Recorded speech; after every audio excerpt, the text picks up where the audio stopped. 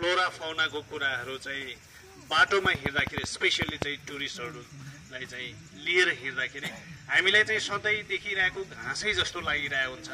तर विदेशीहरूको लागि स्पेसली चाहिँ युरोपियनहरूमा त हामी कहाँ जस्तै डाइभर्सिटी हुँदैन है। यो कुरा चाहिँ हामीले मनन गर्नुपर्छ। हामी कहाँ यो घाँस पात हामीले सबै चाहिँ यो के हो भन्ने जस्तो लागिरहेको हुन्छ।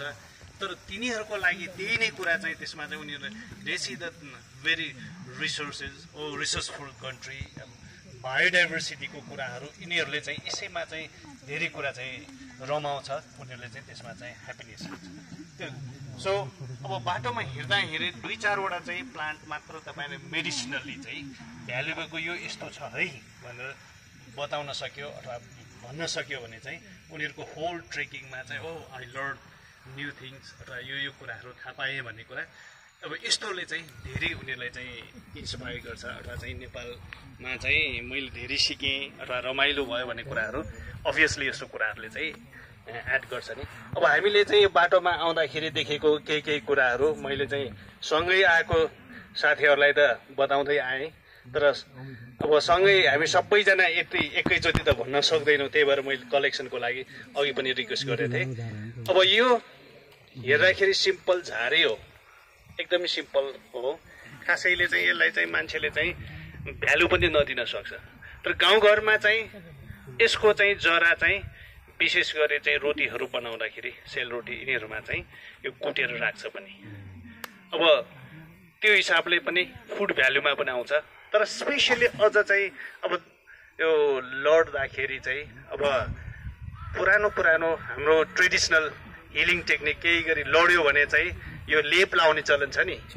यो हामी सबैले थाहा भएको हाम्रो इन्डिजिनियस नलेज हो, ट्रेडिसनल नलेज हो। त्यो लेप लाउनेमा चाहिँ यसको जरा चाहिँ कुटेर लाउनुपर्छ। यो कुटेर चाहिँ बनाउनेमा चाहिँ यसको जरा चाहिन्छ नै। सो इट्स भेरी मेडिसिनली एकदमै चाहिँ भ्यालुएबल प्लान्ट हो। हामीले हेर्दाखेरि केही न केही जस्तो लाग्छ तर इट्स भेरी भ्यालुएबल। अब यसलाई चाहिँ साइन्टिफिकली गोनोस्टिया भन्छ है, गोनोस्टिया यो साइन्टिफिकली चाहिँ। अब यसको कमन नेम खासै इङ्ग्लिसले छैन, देखिए छैन, मैले पनि नोटिस गरेको छैन। तर साइन्टिफिकली यो गोनोस्टिया भन्छ। अब नेपालीमा पनि ठ्याक्कै मलाई याद छैन। चिप्ले हो, चिप्ले। अब यसको जरा एकदमै चिप्लो हुन्छ। सो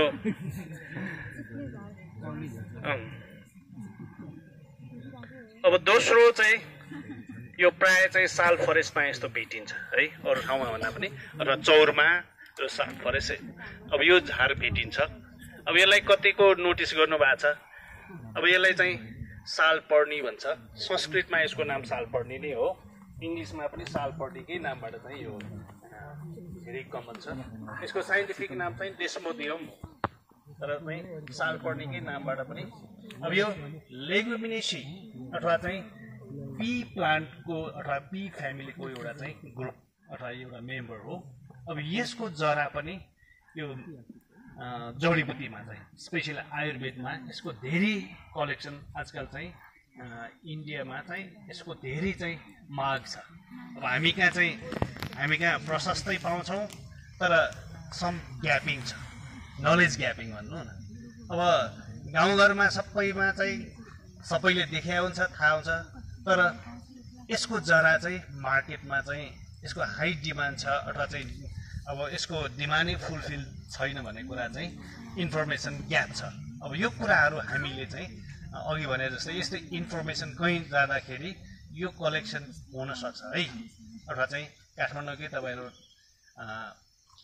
स्पेसली चाहिँ जडीबुटी यो कुन ठाउँ काठमाडौँको चाहिँ होइन, कोटेश्वर होइन, जडीबुटी त्यो अर्को ट्रेडिसनल नरदेवी साइड नजिकै चाहिँ विशेष चाहिँ पर्टिकुलर चाहिँ इनर चौक नजिक पछाडि साइडमा चाहिँ बाङ्गेमुडा साइडतिर चाहिँ एकदमै त्यहाँतिर चाहिँ तपाईँहरू कलेक्सन अथवा यस्तो कुरा गर्दाखेरि सालपर्णी भन्ने हो भने उहाँहरूले बढी चिनिन्छ। यस्तो चाहिँ डिमान्ड चाहिँ यसको चाहिँ धेरै छ है। अब अर्को यो हामीले सिम्पली देख्ने कुरा हो, सबैले देखे हो, थाहा भए पनि होला होइन। यसलाई के भन्छ? सिल्भर फर्न, होइन फर्न। रानी सिन्की, नेपालीमा रानी सिन्की। अब अरूमा कुनै कुनै अब साइन्टिफिकली यसलाई टाइलेन्थस भन्छ है। अब साइन्टिफिकली तपाईँले याद गर्नु परेन, टाइलेन्थस जाने एकदमै राम्रो। तर सिल्भर फर्नको एउटा प्रजाति हो। अब फर्न भन्ने बित्तिकै उन्यो प्रजातिमा पर्छ। अब यसको मेडिसिनल्ली अब हामीले चाहिँ गाउँघरमा चाहिँ अब सहरमा पनि युज गरिन्छ। यो कान छेड्दाखेरि चाहिँ नपाकोस् भनेर चाहिँ यसको चाहिँ डाँठ युज गर्छ, हो कि न? यसले धेरै राम्रो काम गर्छ। अब अरू मेडिसिनली धेरै कुराहरू पनि आउँछ, तर स्पेसली चाहिँ कान छेड्दाखेरि यो एकदमै राम्रो भनेपछि ट्रेडिसनल हाम्रो इन्डिजिनियस नलेज पनि हो र बायोडाइभर्सिटीको हिसाबले पनि हेर्दाखेरि सिम्पल फर्ड सानो। अब कुनै कुनै बेला चाहिँ बाटोमा हिँड्दाखेरि टुरिस्टहरूलाई यो यसरी छाप राख्न सकिन्छ भनेर यसो देखाउँदाखेरि पनि ओहो अलिकति डिफ्रेन्ट कुराहरू आफैले सोच्दै नसकेको कुराहरू पनि उहाँहरूले थाहा पाउन सक्छ। त्यस्तो कुराहरू हामीले चाहिँ इन्टरटेन गर्दै लान सक्छौँ। अर्को यो पनि यो झार जहाँ चाहिँ सबै ठाउँमा देखिन्छ, तपाईँले पनि देखे होला है। अब यसलाई नेपालीमा मोठे झार भन्छ। यो साइपेरस भन्छ यसलाई चाहिँ, साइपेरस चाहिँ। अब यसको चाहिँ स्पेसली यो पनि मेडिसिनलमै आउँछ। यसको जरामा चाहिँ अलिकति डल्लो डल्लो हुन्छ। यो चाहिँ आयुर्वेदमा एकदमै यसको चाहिँ डिमान्ड छ। माघ छ अथवा सिंहदरबार वैद्य खाना यताउतातिर चाहिँ कहीँ कतै चाहिँ गाउँघरतिर चाहिँ धेरै कलेक्सन गर्ने सम्भावना छ अथवा कसैले गरेछ भने अब सिंहदरबार वैद्य खानामा उहाँहरूले चाहिँ मोठे भन्यो भने त्यहाँ चाहिँ यसको चाहिँ माग चाहिँ हुन्छ।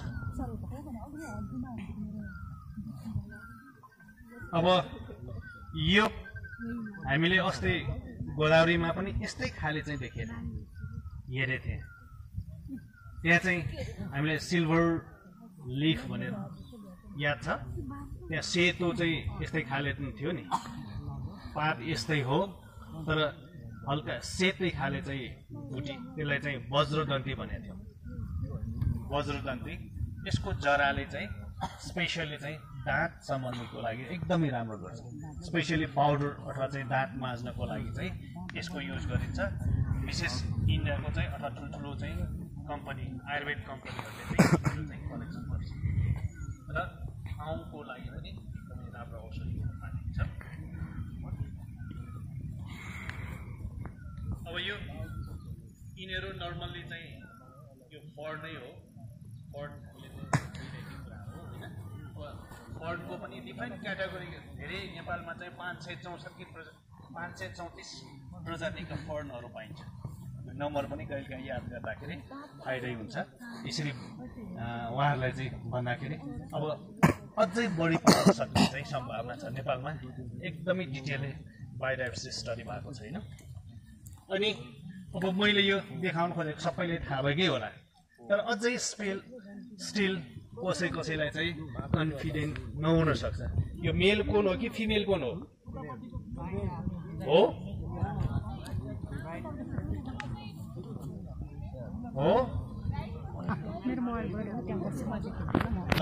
अझै तपाईँहरू फेल रहेछ त। Both are the female cones, दुईटै फिमेल कोन हो है। यति हामी त्यही त सिम्पल कुरा जस्तो लागिरहेको हुन्छ, still these are the female cone. किन भन्दाखेरि यसलाई चाहिँ हामी यसै हेर्दाखेरि के हुन्छ, यहाँनिर ठ्याक्क कापमा चाहिँ यो सिडहरू देखाएको हुन्छ, हल्का चाहिँ यो पखेटा जस्तो भएको चाहिँ डेभलप हुन्छ। अब यो यसमा देखिएको छैन, किन भन्दाखेरि मैले क्लासमा पनि भनेको थिएँ, अब यसमा सिड पाक्नलाई एटलिस्ट 2 to 3 years चाहिन्छ। यो त यही पालि चाहिँ अब यो पुरै फुटेकै छैन, हो कि न, यो झरिसकेको छ। सो यसमा चाहिँ सिड अथवा प्रिपेयर भएकै छैन, इम्ब्रियो बनेकै छैन। सो फिमेल हो, तर मेल चाहिँ एकदमै सानो हुन्छ। यहाँ चाहिँ मैले ठाउँमा हेरेको थिएँ, सकेसम्म तपाईँलाई देखाउनुपर्छ कन्फिडेन्सको लागि चाहिँ। अब अझै किन भन्दाखेरि यो हुने बित्तिकै मेल र फिमेल सानो र ठुलो भनिरहेको तपाईँलाई त्यो लागिरहेको छैन।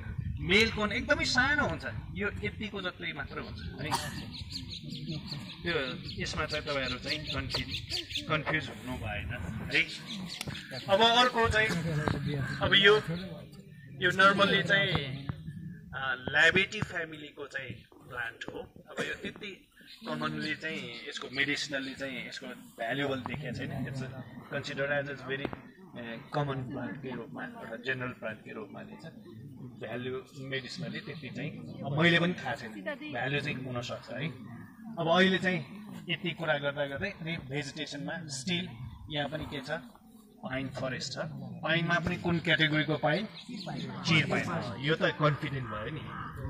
अब यहाँबाट जाँदाखेरि चाहिँ अब यहाँनिर चाहिँ चिलाउने पनि ठाउँ ठाउँमा छ। अब यहाँ तल जाँदाखेरि चाहिँ चिलाउने र कटुस अथवा चाहिँ चेस्टनट र साइमाको फरेस्टहरू अथवा ट्रीहरू भेटिन्छ। त्यो कन्फिडेन्ट गर्नु, जो जसलाई चाहिँ याद छ। अब स्पेसली गाउँ